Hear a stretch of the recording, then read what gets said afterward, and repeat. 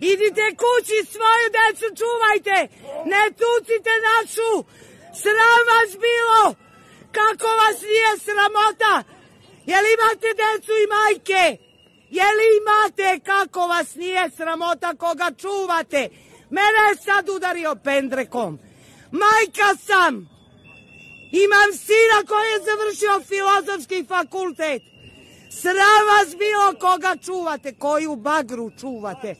Šta vam majke kažu kad dođete kući? Bravo sine, polomio si ih danas koliko. Jel podnosite izveštaj koliko ih tučete svaki dan?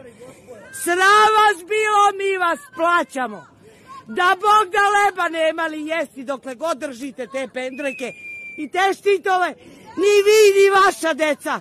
Sram vas bilo.